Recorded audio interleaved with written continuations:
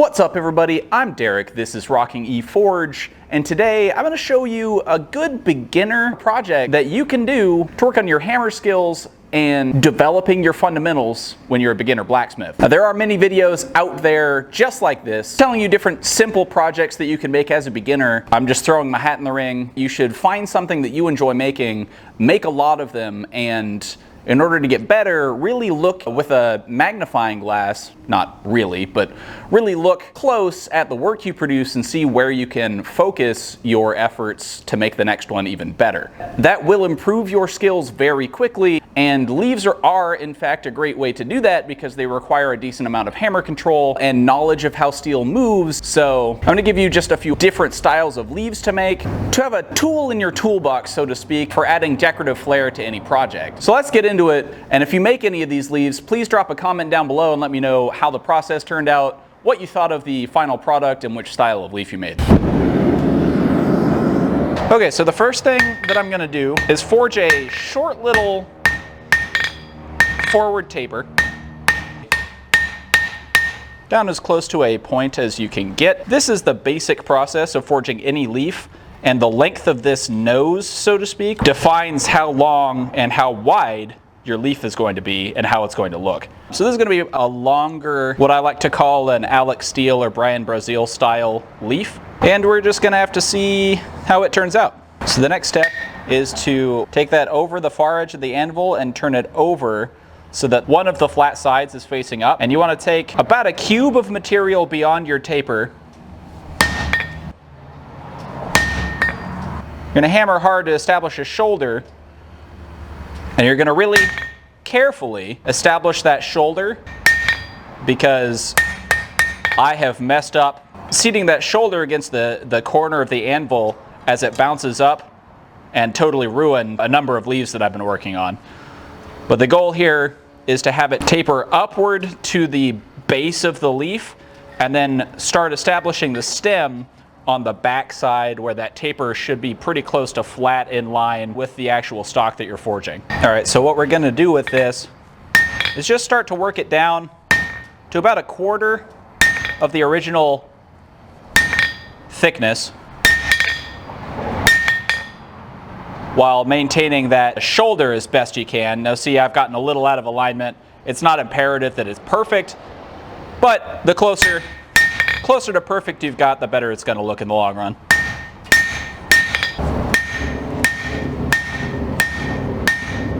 The next step for this style is to bring it to the near edge of the anvil, making sure that the back side of the leaf, one of these two sides, is flat on the anvil. And we're going to start a reverse taper at the near edge of the anvil, making sure to keep those two sides flat. Because if you start drawing out a reverse taper on this side, you're going to knock that leaf, or what's going to be the leaf, way out of line, and it's just not going to be ideal.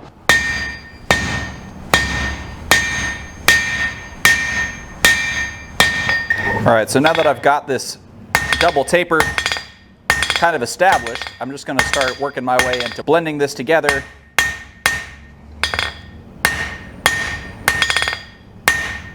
Into a nice long stem for this leaf.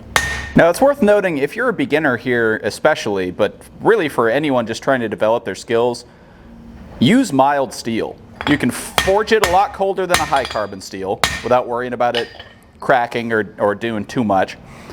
You can also quench it without it hardening and possibly developing cracks in the forging process. If you need, say, once I get done with this leaf, I want to do a nice curl or something with this stem, I can quench the leaf and not worry about it deforming while I'm doing that scroll work or the hammer work or whatever else I'm doing. So mild steel is also cheaper than carbon steel, and for projects like this, you don't need a hardenable steel. So go for mild steel, find a cheap bar, find a piece of rebar or something, and go to town making projects like this.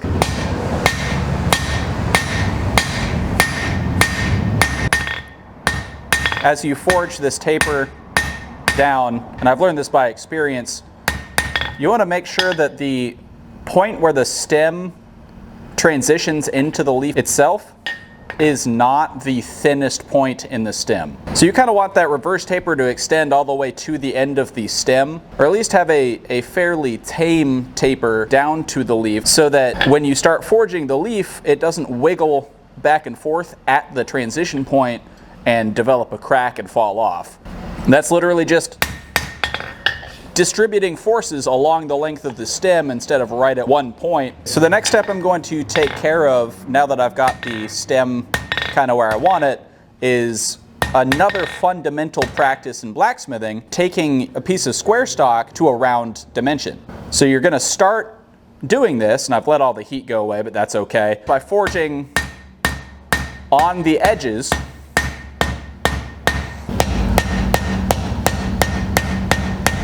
So the goal here is to form a relatively even octagon, and then you're just going to start rotating it around while you hammer. And that'll round things up pretty nice. Okay, so once you've got this where you want it, you want to flatten the leaf out until the point where it reaches about the thickness of the stem. And then I've moved to my rounding hammer, but you can still use the cross beam if that's all you've got. And I'm going to start forging along the edges of the leaf in order to spread those out and flatten the leaf down, because this is obviously pretty thick. I'm currently forging a leaf with a medial ridge. That's kind of my favorite style of leaf to forge. I like to use the rounding hammer, but you can use the cross peen. You get a similar effect. It's going to spread wider faster than it will just kind of rounding out.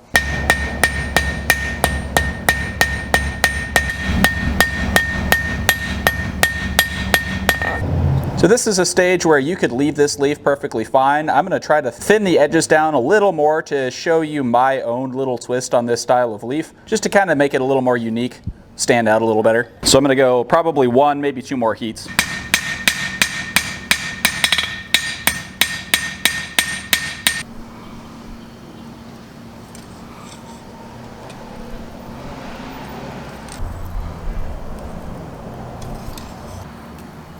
So I like to make kind of a dry, crackly leaf kind of look with my leaves. I think it looks kind of cool. Gives it a little extra shape. You can do a lot of stuff with this style of leaf too. This just tends to be my favorite type.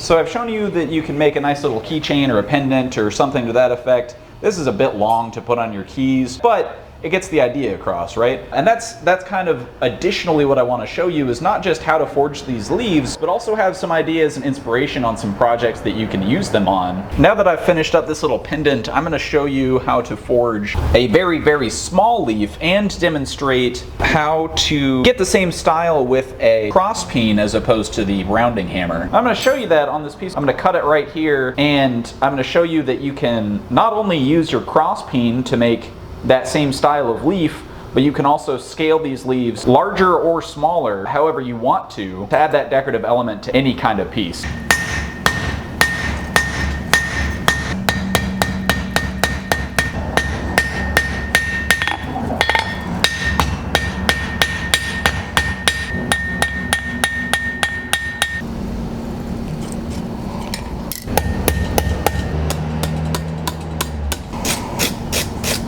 So I hope that gave you another idea of what you can do with these leaves. We're going to move on to a different style of leaf. Now, each style of leaf in this video is forged using the same basic fundamentals. So the next leaf we're going to do is a little bit of different style. Once again, I'll show a quick forging of the leaf itself, and then we'll get into the actual detail work.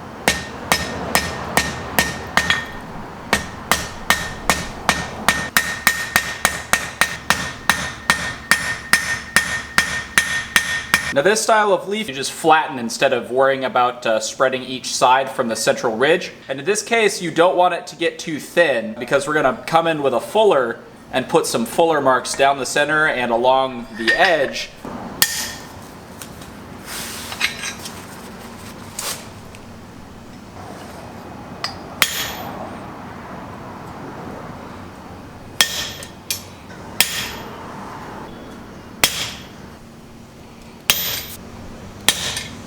Alright, so I don't have a wooden mallet, but in order to avoid ruining the texturing that we've got on here, I'm just using a piece of wood that I use to forge leaves over, because if you were to hit that with an actual hammer, you would collapse those little spots and kind of ruin everything.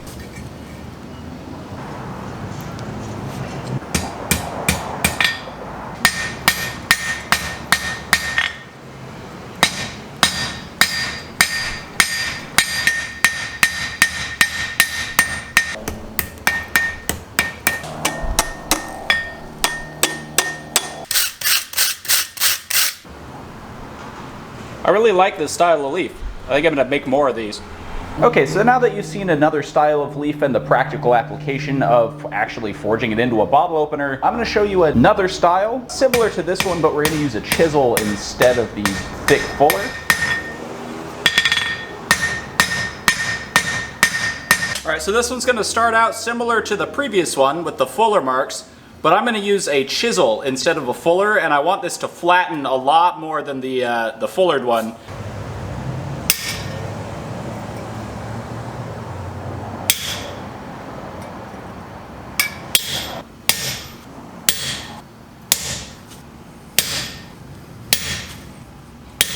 So you could leave this just like this as kind of an alternative to the fullered in leaf, but I'm looking to get a different shape out of this altogether, so we're going to keep going, and I'm going to put a cutting plate underneath that so I can punch straight through on the edges of that leaf and get kind of almost a maple leaf style. We'll see how it turns out. Alright, so my next step I'm going to do is I'm going to turn this over and quote-unquote back punch this. This is almost starting to look like a leaf fossil, and I'm kind of digging it.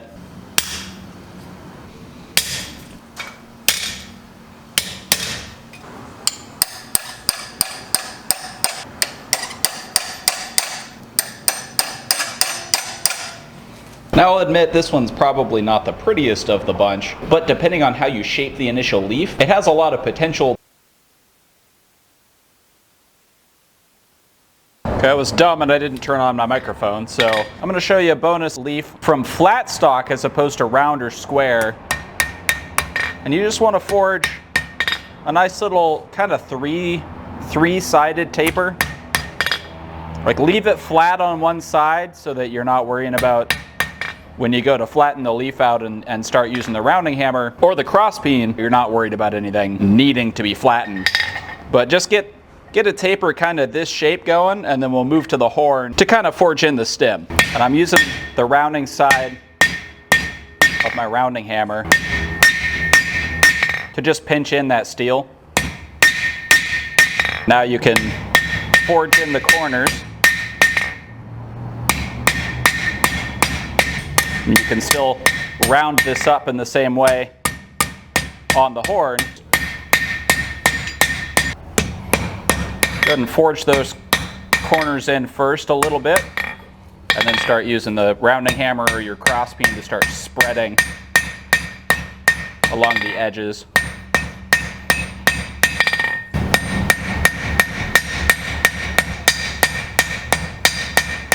And don't be afraid to make your leaves a little asymmetric. I think it gives it kind of a nice little look. So I'm just going to turn this into a little bottle opener. Give you some more ideas of what you can make with different leaves. A different style of bottle opener.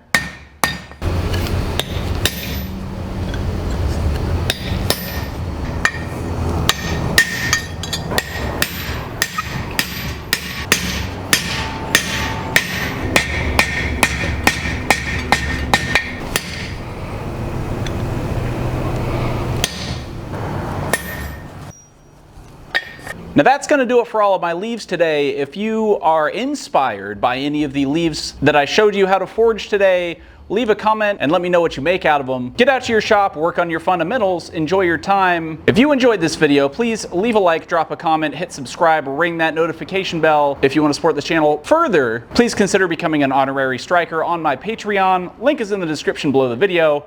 And as always, we'll see you on the next one.